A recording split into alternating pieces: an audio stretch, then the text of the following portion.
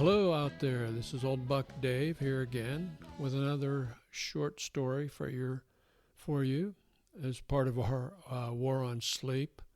This is actually a short story, also known as flash fiction. It's only 990 words, but it says a whole lot in those 990 words. I got this story from Dr. Jack Wong, who teaches writing at Ithaca College. He used this story, among others, to illustrate points in a Zoom class I took from him in 2020. That's the year that time forgot. So a tip of the antlers to Jack, as his class was really excellent, certainly the best I've ever taken. Now to the story. The title is Mud, M-U-D, and it was written by Geoffrey Forsyth, published, I believe, in 2008 as part of a collection of his short stories. The story deals with loss and grief, and as it opens up, a man is getting ready to go to work on an important day for him at his company. He finds his father, his grandmother, and his wife have all come back from the dead and are in his house, and they're covered with mud. So listen closely, folks. It's only 990 words, but it's very thought-provoking. What do you hang on to? What do you let go? Have a listen. Mud by Geoffrey Forsyth. This morning I found my grandmother sitting at the kitchen table. She had been dead almost 5 years, but here she was now, sitting in my wife's old seat, covered in mud. I almost didn't recognize her because the mud had flattened her hair and darkened her normally pale skin. She said it wasn't easy digging her way out of the grave, and that it took most of the night, and wasn't I going to at least offer her a glass of tomato juice? I don't get it, I said. You're here? She said, am I going to have to ask twice for that juice? While alive, my grandmother's biggest pet peeve was having to ask twice for something she wanted. I poured her some juice. Grandma, I said, I hate to say this, but today's not a good day. I have to be at the office early for a meeting, 8 sharp. People are counting on me. She stared at me as if the tie I had on was all wrong. I have responsibilities and commitments that I can't get out of. It's a big day. They need me there today. It was then that I heard the television in the living room. Who's watching the television? I asked. Your father, she said. He's here too? I walked into the living room and found him sitting on the couch, mud all over his face and his arms and his hair. Dad, I said, what are you doing here? Is that any way to greet your father? He said. Turning to my grandmother, he said, in 7 years he hasn't seen me, and this is how he greets me? You're getting mud on his remote, dear, said my grandmother. He glared at his mother and rolled his eyes. Excuse me, Dad, I said, but you're supposed to be dead. He handed me his remote, mud all over the buttons. I held it away from my suit so I wouldn't get dirty. There's nothing on, he said. When my father was alive, he loved watching television. He watched 2 hours of it before he went to his job at the phone company, and then 5 more hours when he came home. His favorite show was All in the Family. He loved that show. Seeing him there in front of the television, hunched over with his hands resting flat on his stomach, injured me in the best possible way. I want to hug you, I said to my father, but I have a meeting to get to. I can't afford to be late. You look sharp, kiddo, he said. The way he called me kiddo made me forget about work for a second. I had forgotten about kiddo. Really, kiddo, he said. You look like $1 million. You think so? I said. Both of them nodded. I'd hug you guys, but I don't want to ruin my suit, you know. Don't worry about it, said Grandma. I am worried about it, I said. I never got to hug you goodbye, Grams. I was in Cleveland, she said. Still, I wish I could have given you a proper goodbye. It's okay. No, it isn't, I said. I spread my arms and walked towards her, but she backed away. Better not, kiddo, said my father. You'll get dirty. I don't care, I said. I turned to him and tried to throw my arms around his muddy neck, but he backed away from me as well. "You've got a big day ahead of you," he said. "A really big day." The phone rang. It was my boss, reminding me not to forget the reports. He sounded nervous. I asked him if I should bring anything besides the reports. He told me to bring my good senses and my sound judgment and the right frame of mind. Then he hung up. While I was on the phone, my father and grandmother moved to the couch, tracking mud all over the carpet and furniture. It tired me to look at it, gathering at their feet. "I can't do this," I said. "Not now." I didn't know what exactly I couldn't do. "Yes, you can," said my father. "You can do this." He raised his arm, as if he meant to give me a high five, but then he remembered the mud and folded his arms at his waist. I gathered all the reports that were stacked on the dining room table and placed them neatly in my briefcase, then buckled it shut. "I'm so sorry," I called to them. "I have to leave. I wish that I didn't, but I have to go now." "We understand," said Grandma. "Don't you worry, darling." "I can't help it," I said. "I always worry. Always. Always." "Take a deep breath," came a new voice from the study. It was my wife. 2 years ago she died of cancer, but now I heard her voice from the study. I froze. Then I held my briefcase to my chest, wrapped my arms around it, and squeezed. "Honey," I said, "is that you?" "You bet," she called back. "I don't know how to tell you this," I said, "but I have to leave."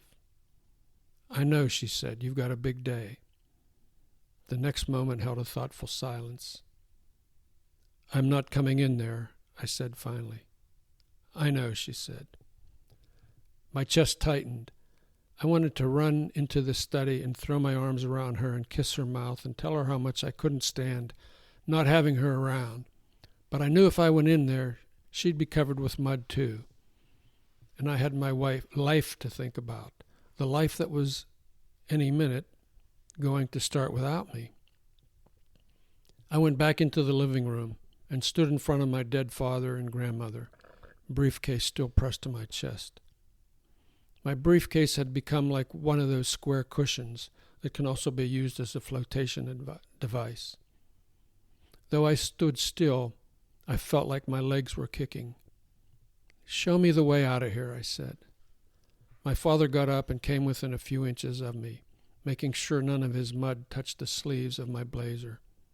He leaned in, breath smelling like damp earth, and said, "I'm sorry we brought her here. She wasn't supposed to say anything. That was the deal. She was supposed to listen and not say a thing." "It's okay," I said. "I'm glad she came. I just hate running out like this." He nodded, then said, "Follow me." I followed him to the front door, bow-legged over the wake of mud, so I wouldn't get dirty.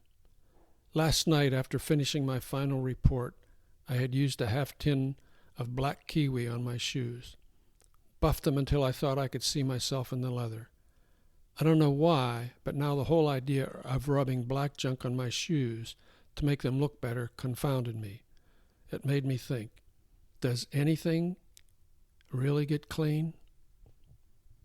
My father opened the door. There must have been mica in the mud, because his legs sparkled when the sunlight entered the room. I thought for a moment that standing there, framed by the doorway, he meant to use his body to wall me in and keep me from going outside, where now I heard birds and the passing of cars, and every few seconds the sound of a hammer rapping in the hollow belly of someone's garage. But then he moved to the side, and I looked back towards the study, wondering if I should go in there, if it would be wise to go in there on the biggest day of my life. I listened for her, but all I heard was her silence. Her silence gave me a mother of a headache, like someone pounding a nail in the back of my head. If she'd spoken again, I'd have gone to her, but lucky for me, I think, she didn't. And what I heard instead was my neighbor's hammer calling me out. The end. Great little story. Hope it made you think a little bit. Okay, that was Mud by Geoffrey Forsyth, and the good news is Old Buck Dale has come in and joined us and has listened to the story. Came in very quietly and has had the opportunity to listen to the story with all of us together. So I thought I'd say, welcome back, Dale. Well, thanks, Dave. I appreciate you saving that for me. I got to admit, very interesting story, very thought-provoking story. So, what is your take on that, Dave? What do you? Well, my take on it is: here's a fellow who's grieving pretty badly. He's lost 3 family members in a relatively short period of time, and he's trying to deal with it, and he just can't let go. So this episode here, where they have all come back out of the mud, and the mud is is the way you would picture someone coming out of the ground, right? Underground. Yeah, okay. See, that wasn't my take. That wasn't my take on that at all. I was thinking that they were coming back to either warn him about something. And well, what's your take on the big day? What was his big day? Well, I mean, it was some important day at work that he was going to make a big presentation or something that was important to his career. And that's the day they showed up, okay? And the way I see it is there's a turning point in the story. See, where at first they wanted to hug him, and then they pushed him away. They said, no, don't touch me. He couldn't touch him, yeah. Don't touch us. You're going to get, this is a big day. You're going to get all messy and muddy. And by him finally agreeing to that, he recognizes that they're here to tell him it's time to let go. It's time to move on with your life. It's time to move on with your career. We're not coming back. Or be prepared to meet us officially sometime later today. Well, I guess that's another way of looking at it. But anyway. Well, this is just the 2 old bucks. I mean, obviously, we could have different views on that, but we'll throw that out to the listeners, I assume. Yeah, I'd love to hear any comments. Yeah, from this anybody. is one of those pondering moments. Where we sometimes reflect on things. We don't usually get too deep into that subject, but whoever's listening, they may have some thoughts on what the story means. But I just thought maybe it was an ominous interaction with the folks from the past, and saying, this important thing you have to do today that you're in such a hurry to do. Maybe there's some regrets. Maybe he had some guilt about not saying goodbye before then, and he absolutely had guilt. Yeah. I mean, he mentioned that to the one parent. He said, "I never got a chance to say goodbye." I'm sorry. Go ahead. It doesn't give us really how it ends per se. It doesn't say he went on to have a successful day, and the last sentence, I'm not sure he was waiting for the neighbor's hammer. Is that? Well, he heard, basically the way I see it, he's opening the door and he's stepping into the world now, and he's leaving them behind. He's back in the everyday world. The birds are tweeting, the hammers are hammering, and so when he's off to work. When he shuts the door, then basically this should be... He's moving on. He's moving on. It could be that. Yeah. I guess it could be that from that point. It's an excellent story for 900 words. For 990 words. I would love to be able to write 900 words story. Coherently. Even spell them right. Yeah. Spell check, and everything. So this really a great story. Thanks. It was fun. This reminds me of a movie that I saw a long time ago. It's one of my favorite movies. It's called Truly, Madly, Deeply, and it starred Juliet Stevenson and Alan Rickman. Now, the late Alan Rickman, you may remember him. He was in a lot of these bad guy. He played the bad guy a lot in movies later on. They were lovers. He was a cellist. He died. And as the movie opens, this is several months after he's died, and she's just crushed with grief, and she just can't deal with the world. And he comes back one day. He shows up, and she's just delirious. So as as a ghost. Yes, he's in he's the back. house. He comes back as a ghost of himself, but it's him, and she's just delirious. And as time goes by, he invites some of his other ghost friends over, and they're watching TV, making a mess of the house. And the whole point of it, his point was he was trying to show her that he wasn't the perfect guy that she remembered. She remembered the good points, but he had some faults too. And again, it's time to move on. So it was a great movie. Don't we same always thing. remember the good points? I mean, yeah. So that was a favorite movie. One of the favorite movies. That was one of my favorite movies. Yeah, I even bought it on VHS. If you remember VHS. I do remember decades VHS. ago. Yeah. But then again, I'm not as old as you are.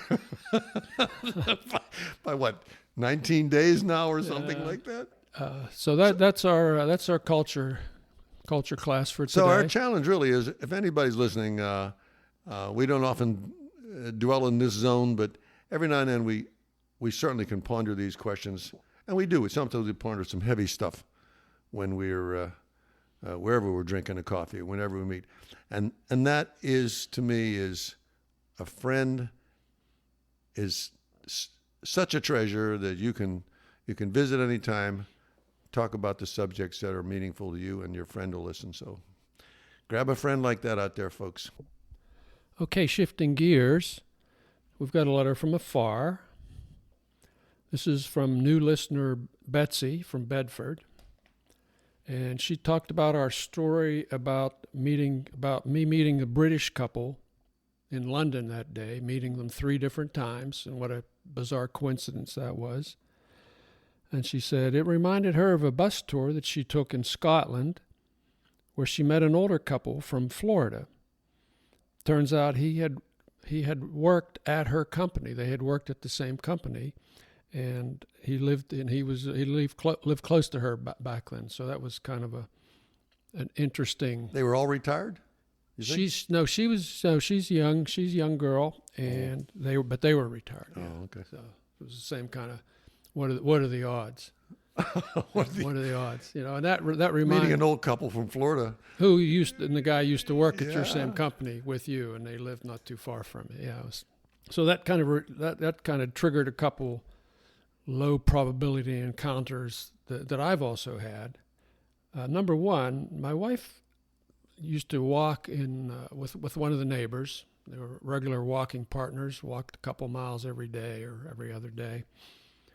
And they were not close friends, they were good walking friends. And they both talked about, we're going over to Europe this summer. Oh yeah, we're going to Europe this summer too, for a vacation. And that's kind of as far as it got. So anyway, we were in Monterosso. It's one of the little towns in Cinque Terre in Italy that it's about impossible to get to. So we're walking. I've never heard of that one, but I can tell you. So we're walking down this narrow street, and we hear somebody calling out her name, and it's the neighbor. They were in the same town, and they had not discussed it at all. All they said is we're going to be so. We were in the same town. That is kind of a coincidence, isn't it? If that's not enough. It's a big continent. It's a big yeah. Another time, I was in Cape Town, South Africa, with another couple, and we were talking about where we lived, and he said, "Well, how long have you lived in this town?" And when he mentioned the name of the town, a woman jumped up on the other side of the bar and said, "What? That's where I live." And then she looked and she said, "You're my neighbor." She lived like a block away from us. So it's amazing. It's like 11 o'clock at night in a bar in Cape Town, South Africa. I think if our listeners move around at all, there's probably several listeners that would have the same experience. You remember Old Buck Gene? You know Old Buck Gene. Old Buck Gene. Old Buck Gene. We had a session with Old Buck Gene. Yeah, well, you remember Old Buck Gene. And Old Buck Gene's favorite story was that for some reason him and his wife decided to go to, I believe it was an island, one of them, a Caribbean or Caribbean. What is it? Caribbean or Caribbean? They can pronounce it either way. Yeah, they both were. Yeah. So he was in a Caribbean island or something like that, the way he describes it. I'm going to shorten it. And he hears two young girls talking. And he says, where are you guys from? And they say, oh, you would never know this place. It's just a small town in Pennsylvania.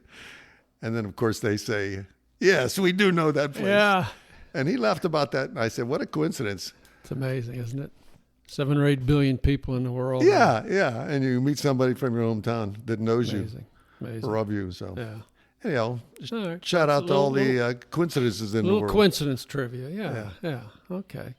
Speaking of shouting out, Yeah. Well, lately we've been giving some shout outs to the folks that contributed in some way to our personalities, maybe, or our getting this far along in life. And we want to shout out to a couple more that played a part. We'd like to shout out to the B. Stewart family for their participation in our early days, and we want to shout out to the D. Hawes, that's D.